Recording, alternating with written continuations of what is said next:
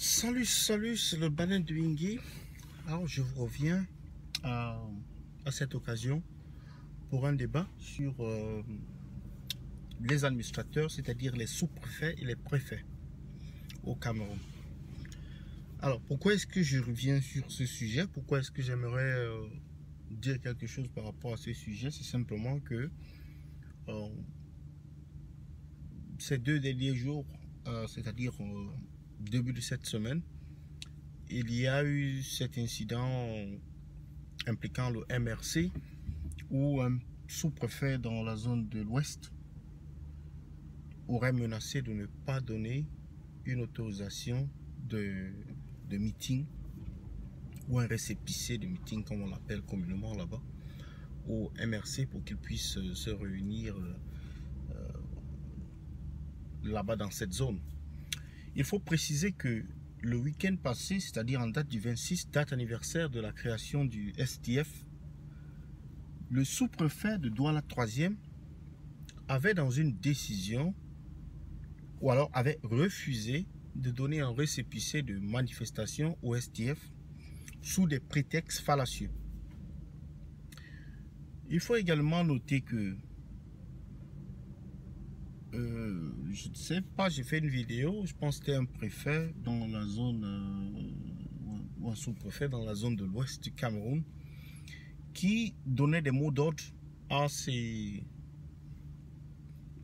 aux habitants de sa zone, de sa région de commandement, de ne voter que RDPC et de ne pas faire confiance à ces bandits, ces vendeurs d'illusions, etc., etc. On a également cette dépêche qui vient de, n'est-ce pas, de la zone où M. Nyat Defendi est originaire, où, n'est-ce pas, le préfet aurait organisé le meeting, apparemment dans une séance de remerciement du président de la République pour la nomination de Nyat Defendi comme le chef du Sénat.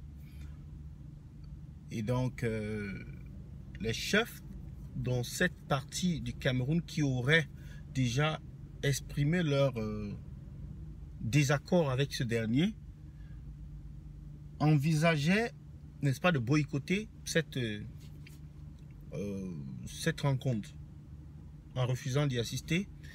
Mais là, ils auraient été soumis personnellement par téléphone par le chef de terre qui leur a dit que s'ils ne venaient pas menacer, s'ils ne venaient pas, alors leur position devait être revue ou alors ils devaient être déchus comme chef. Donc, c'est de poser la question, ces administrateurs dont nous avons hérité, n'est-ce pas, de la culture française, ces préfets, ces sous-préfets, qui d'ailleurs existent toujours en métropole en France,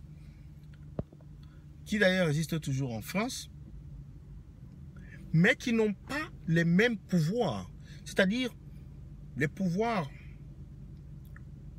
qu'ils avaient à l'origine ont été redistribués, certains pouvoirs leur ont été retirés. Mais nous, au Cameroun, nous sommes restés avec la vieille conception de ces postes. C'est-à-dire, ils décident de tout. Ils ne sont pas impartiaux, mais ils décident de tout. Ils vont décider de vous donner des actes, je sais pas, ils vont décider de vous donner des autorisations de création d'entreprise, ils vont décider de vous donner, c'est pas des autorisations de création d'association, ils vont donner des autorisations de manifestation, etc., etc. Alors que ils vont même avoir la police sous leur garde, etc. Alors que ces pouvoirs sont dévolus depuis. En France, par exemple, c'est la mairie qui s'occupe de la police,